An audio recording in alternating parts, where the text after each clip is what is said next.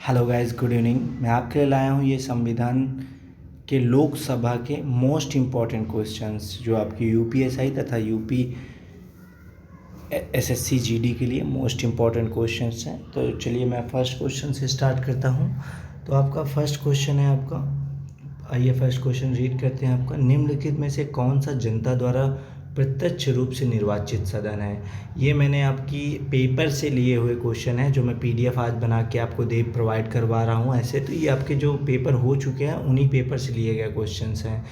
तो निम्नलिखित में से कौन सा जनता द्वारा प्रत्यक्ष रूप से निर्वाचित सदन है?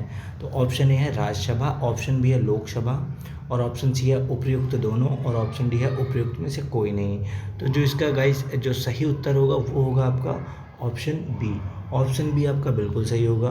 तो चलते हैं नेक्स्ट क्वेश्चन की तरफ। नेक्स्ट क्वेश्चन है आपका, भारत में लोकसभा किसका प्रतिनिधित्व करता है? तो गाइस ऑप्शन देख लेते हैं इसका। राज्यों की विधानसभाओं का ऑप्शन ए है, ऑप्शन बी है राज्यों और केंद्र शासित प्रदेशों का, ऑप्शन सी है भारतीय जनता का, और ऑप्शन डी है राजनीतिक दलों का। तो गाइज इसका जो सही जवाब है वो है आपका ऑप्शन सी। तो भारत में लोकसभा जो है भारतीय जनता का प्रतिनिधित्व करता है। चलते हैं नेक्स्ट क्वेश्चन की तरफ। नेक्स्ट क्वेश्चन है क्वेश्चन नंबर 3 आपका, भारतीय संविधान के किस अनुच्छेद में लोकसभा के गठन के संबंध में प्रावधान किया गया है? तो गाइज पहले ऑप्शन देख लेते हैं।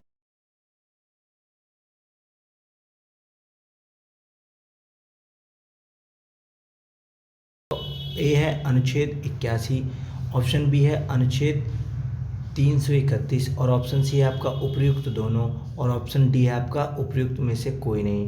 तो गाइस ये सिंपल क्वेश्चंस होते हैं जो आपके यूपीएसआई या कहते हैं आप एसएससी जीडी के लिए मोस्ट इम्पॉर्टेंट क्वेश्चंस हैं आपके। तो गाइस इसका जो सही उत्तर होगा वो होगा आपका ऑप्शन सी, यानी उपयुक्त दोनों।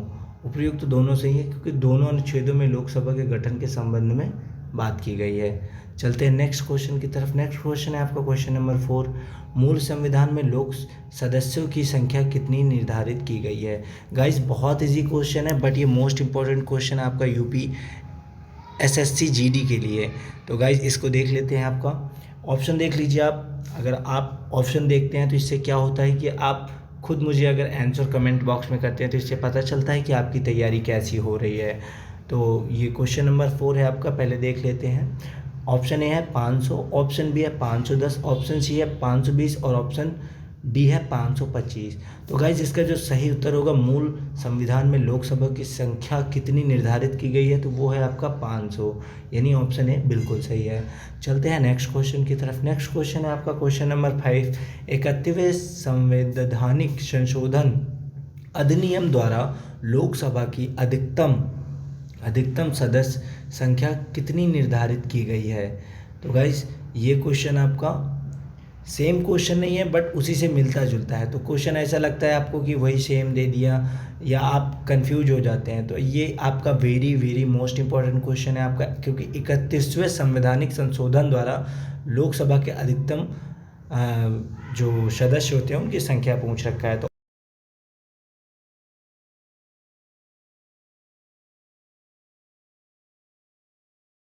542 और ऑप्शन डी है आपका 545। तो गाइस इसका जो सही उत्तर होगा वो होगा, जब संविधान संशोधन हुआ था तो उसके बाद ये बताया था 545 सदस्यों की संख्या होती है। गाइस चलते हैं नेक्स्ट क्वेश्चन की तरफ। नेक्स्ट क्वेश्चन है, लोकसभा की अधिकतम सदस्य संख्या कितनी हो सकती है? तो लोकसभा की अधिकतम सदस्य संख्या जो है आप देख लीजिए, अभी आपको मैंने जो बताया उसके बाद लोकसभा की अधिकतम सदस्य संख्या कितनी हो सकती है। ऑप्शन है 543, ऑप्शन बी है 545, ऑप्शन सी है आपका 547, और ऑप्शन डी है आपका 552। तो गाइज इसका जो सही उत्तर होगा वो होगा आपका ऑप्शन नंबर डी, यानी 552। 552 बिल्कुल सही है। चलते हैं अभी नेक्स्ट क्वेश्चन की तरफ। नेक्स्ट क्वेश्चन है आपका, वर्तमान में लोकसभा के कितने सदस्यों को राज्य की जनता सीधे निर्वाचित करती है? तो गाइस इसका ऑप्शन देख लीजिए आप। ऑप्शन है इसका आपका, पहला ऑप्शन ए है 510, ऑप्शन बी है आपका 520, और ऑप्शन सी है आपका 525, और ऑप्शन डी है 530। तो गाइस इसका जो सही उत्तर होगा वो होगा आपका 530, यानी 530, ऑप्शन डी बिल्कुल सही होगा। तो चलते हैं नेक्स्ट क्वेश्चन की तरफ। नेक्स्ट क्वेश्चन है आपका, नेक्स्ट क्वेश्चन आपका, ये आपका जो मैंने 3 क्वेश्चन करवाए आपके 6 क्वेश्चन, ये आपके इतना कंफ्यूज कर देते हैं कि लोग पढ़ने के बाद भी भूल जाते हैं। तो गाइस ये क्वेश्चन आप नोट डाउन या अपनी नोटबुक बना लीजिए, जिसमें मैं आपके लोकसभा के बारे में पढ़ा रहा हूँ, तो आप लोग आगे ज़्यादा से ज़्यादा क्वेश्चन समझ सकें। तो नेक्स्ट क्वेश्चन है क्वेश्चन नंबर 8 आपका। क्वेश्चन नंबर 8 आपका ये पढ़ते हैं, वर्तमान में संघ शासित क्षेत्रों की जनता लोकसभा में अपने कितने प्रतिनिधियों को निर्वाचित कर भेजती है? ऑप्शन ए है 13, ऑप्शन बी है 20, ऑप्शन सी है 22, ऑप्शन डी है 25। तो गाइज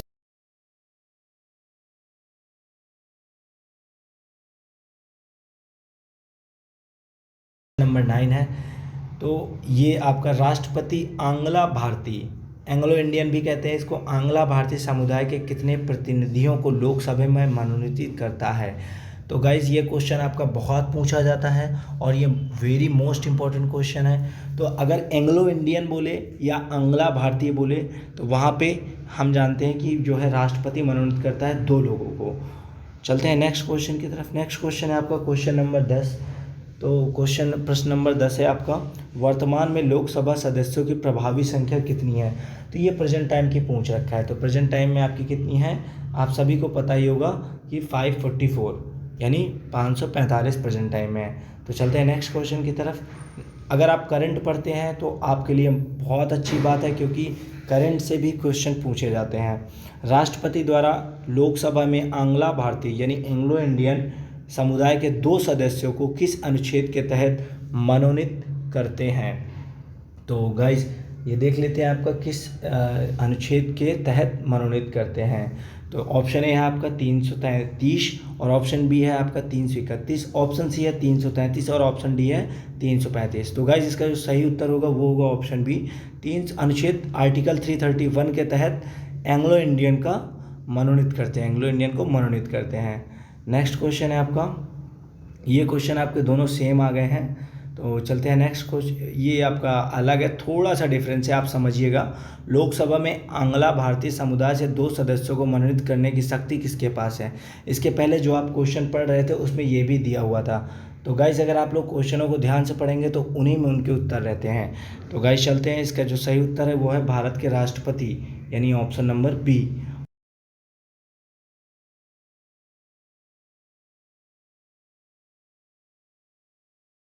तो गाइस चलते हैं नेक्स्ट क्वेश्चन की तरफ। नेक्स्ट क्वेश्चन है आपका क्वेश्चन नंबर 13, लोकसभा में राज्यों को किस आधार पर सीटें आवंटित होती हैं? ऑप्शन ए है आपका जनसंख्या, ऑप्शन बी है आपका क्षेत्रफल और ऑप्शन सी है आपका गरीबी और ऑप्शन डी है आपका भाषा। तो जो है लोकसभा जो है सीटें आवंटित करती हैं जनसंख्या के हिसाब से। किसके हिसाब से करती हैं? जनसंख्या के हिसाब से। तो गाइस चलते हैं अभी नेक्स्ट क्वेश्चन की तरफ। नेक्स्ट क्वेश्चन है आपका, नेक्स्ट क्वेश्चन देख लेते हैं। आपका थोड़ा सा ब्लर हो रहा है तो क्योंकि मैंने प्रश्न से ही जो हमारे पास पेपर आते हैं तो उन्हीं पेपरों से हम लोग क्या करते हैं, फ़ोटो खींच के PDF बना के हम लोग आपको प्रोवाइड करवा रहे हैं। इससे क्या होगा कि आप वो मोस्ट इंपॉर्टेंट क्वेश्चन पढ़ सकते हैं जो कि पेपर में आते हैं। तो इसका क्वेश्चन पहले पढ़ लेते हैं। लोकसभा में राज्यवार सीटों का आवंटन 1971 की जनगणना पर आधारित है। यह निर्धारण किस वर्ष तक यथावत रहेगा कि जनगणना जो है होती रहेगी? तो इसका जो सही उत्तर होगा वो होगा आपका, पहले ऑप्शन देख लीजिए आप लोग। ऑप्शन है आपका ए, ऑप्शन है 2031, ऑप्शन बी है 2026 ईस्वी में, ऑप्शन सी है आपका 2021 और ऑप्शन डी है आपका 2011। तो इसका जो सही जवाब होगा वो होगा option number B. Option number B इसका बिल्कुल सही जवाब है, यानी 2026 ईस्वी में यह जो है 2026 ईस्वी तक रहेगा। तो गाइस चलते हैं नेक्स्ट क्वेश्चन की तरफ। नेक्स्ट क्वेश्चन है आपका, लोकसभा के सभी निर्वाचन क्षेत्र निम्न में से किस प्रकार के होते हैं? तो ऑप्शन ए है एकल सदस्यीय निर्वाचन क्षेत्र,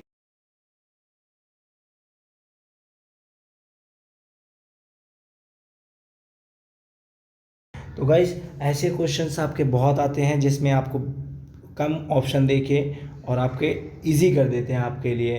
तो गाइस इसका जो है लोकसभा में सभी निर्वाचन क्षेत्र में निम्न में से किस प्रकार के होते हैं? तो वो है आपके एकल सदस्यीय निर्वाचन क्षेत्र होते हैं। चलते हैं नेक्स्ट क्वेश्चन की तरफ। नेक्स्ट क्वेश्चन है आपका क्वेश्चन नंबर 18।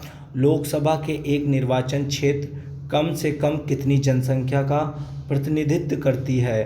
तो गाइस ये आपका जनगणना के हिसाब से होता है। वैसे मैं आपको ऑप्शन बता देता हूँ। ऑप्शन ए है आपका 5 लाख, ऑप्शन बी है आपका 7.5 लाख यानी 7.5 लाख, और ऑप्शन सी है आपका 10 लाख, और ऑप्शन डी है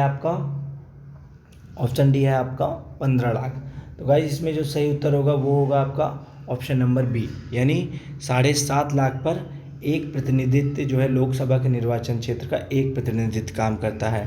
तो चलते हैं नेक्स्ट क्वेश्चन की तरफ। अनुसूचित जाति एवं अनुसूचित जनजातियों के प्रतिनिधियों के लिए लोकसभा में कितने सुरक्षित निर्वाचन क्षेत्र की व्यवस्था की गई है? तो गाइस देख लेते हैं, इसके ऑप्शन देख लेते हैं। 133 ऑप्शन ए है, ऑप्शन बी है 152, ऑप्शन सी है 176 और ऑप्शन डी है 194। तो गाइस इसका जो सही उत्तर होगा वो होगा आपका ऑप्शन ए, 133 निर्वाचन क्षेत्रों की व्यवस्था की जाती है। चलते हैं नेक्स्ट क्वेश्चन की तरफ। लोकसभा के लिए प्रथम आम चुनाव कब हुआ था? तो ऑप्शन ए है आपका 1949, ऑप्शन बी है आपका 1952, ऑप्शन सी है आपका 1950 और ऑप्शन डी है आपका 1954। तो गाइस इसका जो सही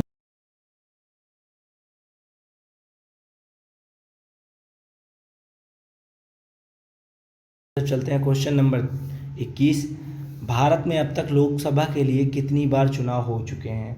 तो गाइज ये तो आप अगर जैसे हिस्ट्री पढ़ रखे हैं तो आप पता भी लगा सकते हैं कि पहला चुनाव कब हुआ था। तो और अब तक के जितने भी चुनाव हुए हैं आप ईयर्स 5-5 साल करके गिन के आप बता सकते हैं। तो इसका जो पहला ऑप्शन है देख लेते हैं आपका 11, ऑप्शन बी है आपका 12, ऑप्शन सी है आपका 13 और ऑप्शन डी है आपका 14। तो गाइज इसका जो सही उत्तर होगा वो होगा option number D. Next question की तरफ चलते हैं। कौन सी लोकसभा के चुनाव 4 चरण में संपन्न हुए? कौन सी लोकसभा के चुनाव 4 चरण में संपन्न हुए? ऑप्शन ए है 11वीं, और ऑप्शन बी है आपका 12वीं, और ऑप्शन सी है आपका 13वीं, और ऑप्शन डी है आपका 14वीं। गैस ये आपका मोस्ट इंपॉर्टेंट क्वेश्चन है, ये आपका SSC GD के लिए मोस्ट इंपॉर्टेंट क्वेश्चन है गाइस। अगर आप लोग नोटबुक बना रहे हैं तो प्लीज़ आप इसमें लोकसभा में ये क्वेश्चन ज़रूर लिख लीजिएगा, क्योंकि ये अति महत्वपूर्ण क्वेश्चन है जो मैं आपको बताने जा रहा हूँ। तो इसका जो सही उत्तर होगा वो होगा आपका ऑप्शन नंबर डी 14वीं, यानी ऑप्शन नंबर डी आपका बिल्कुल सही है। तो चलते हैं नेक्स्ट क्वेश्चन की तरफ गाइज। क्वेश्चन नंबर 23 है आपका, यानी 23। कौन सा संवैधानिक संशोधन राज्यों से चुने जाने वाले लोकसभा के सदस्यों की संख्या बढ़ाने से संबंधित है? तो 23 है। अब इसमें से आपका ऑप्शन देख लेते हैं। ऑप्शन इसका ए है 6ठा तथा 22वां, ऑप्शन बी है 13वां तथा 38वां, और ऑप्शन सी है आपका 7वां तथा 21वां, और ऑप्शन डी है आपका 11वां तथा 42वां। तो गाइज इसका जो सही उत्तर होगा वो होगा आपका ऑप्शन नंबर सी 7वां तथा 31वां। ये आपका बिल्कुल सही है, ऑप्शन नंबर सी। आप लोग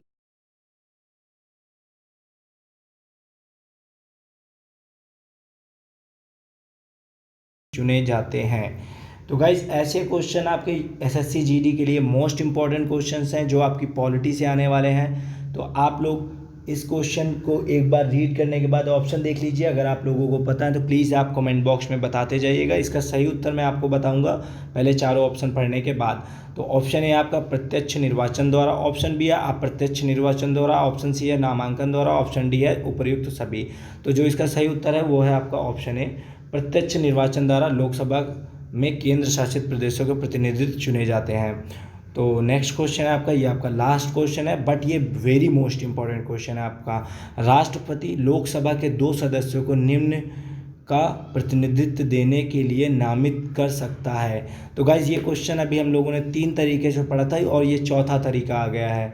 तो गाइस याद रखना कि जब भी आपको इस क्वेश्चन में ऐसा कुछ पूछता है तो आप याद रखिएगा कि प्रतिनिधित्व देने के लिए नामांकित कर सकता है। तो इसका जो सही जवाब है आप ऑप्शन देख लीजिए, शायद अगर आप लोगों को पता है तो कमेंट बॉक्स में बता दीजिएगा। एंग्लो इंडियन, ऑप्शन बी है ईसाई, ऑप्शन सी है बौद्ध धर्मावलंबी, ऑप्शन डी है पारसी। तो गाइस किसी भी धर्म से, वैसे धर्मनिरपेक्ष अपना देश है तो धर्म से नहीं बना सकते, तो यहाँ का जो ऑप्शन होगा ये ऑप्शन ए नंबर बिल्कुल सही होगा। ऑप्शन ए आपका बिल्कुल सही है। तो गाइस अगर आपके घर में या आपके कोई भाई, आपका कोई फ्रेंड एसएससी जीडी या पुलिस भर्ती या यूपीएसआई की भर्ती देख रहा है तो उनको ये वीडियो ज़रूर शेयर करें और लाइक भी करें। लाइक से क्या होता है, मैं मोटिवेट होता हूँ, जिससे मैं आपको और अच्छे वीडियो प्रोवाइड करवा सकता हूँ उस चीज़ के जिस चीज़ में मुझे अच्छे लाइक्स मिलते हैं।